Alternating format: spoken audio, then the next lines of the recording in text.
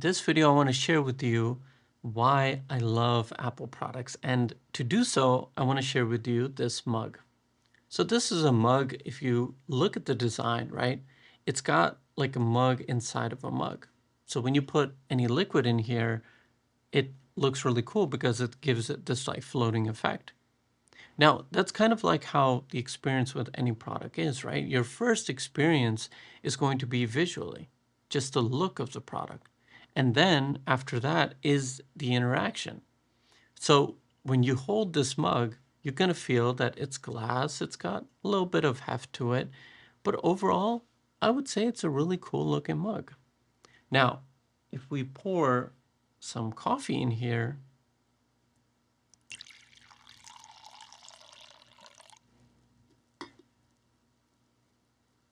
so now what you're going to see is what I was talking about, right?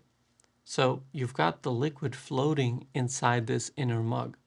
Now, if you came over and I served you coffee in this mug and you see the mug coming at you, and the first thing you're going to notice is, wow, this is really cool. But let's say the coffee in here is horrible. Worst coffee you ever had. All of a sudden, that changes your experience of the product, right? Because now it's no longer about the beauty of this mug or how nice it looks or how cool it is, whatever you perceive it to be. But now it's about this coffee.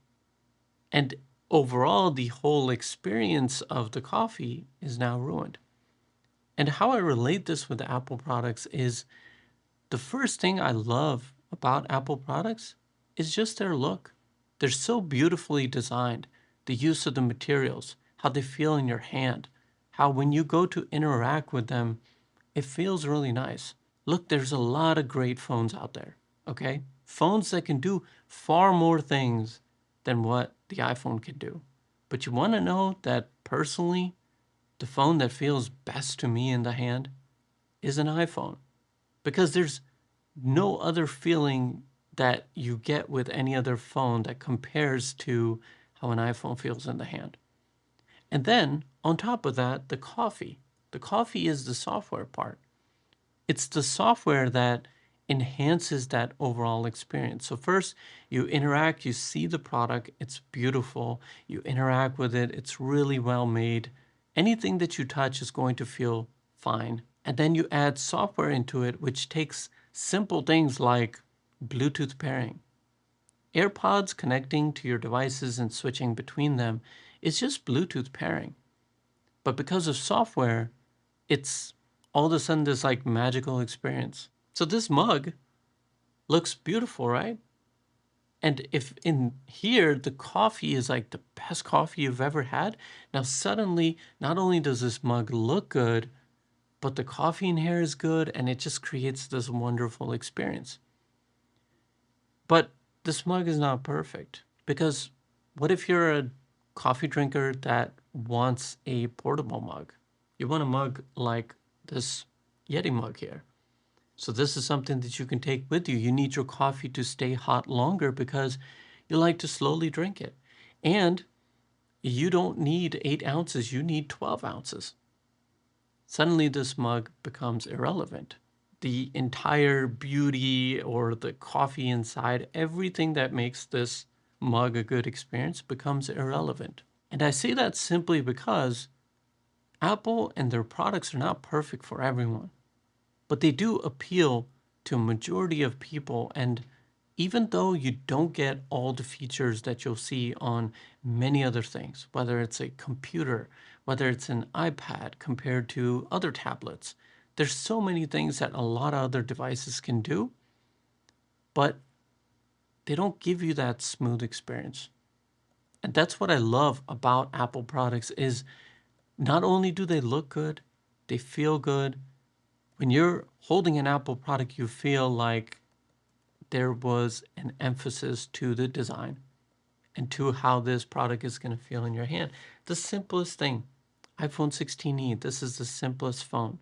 But when you hold this or when you look at it, you feel the materials, it's really a wonderful experience. And maybe I'm wrong here because that's my perspective.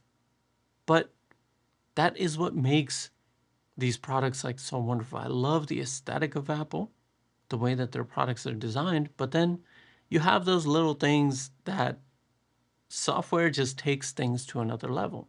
And because Apple makes both the hardware and software, they're able to really give you a very refined experience. Again, it's not perfect, but it works. And I can make that compromise because, I first got a MacBook back in college. It was my freshman year.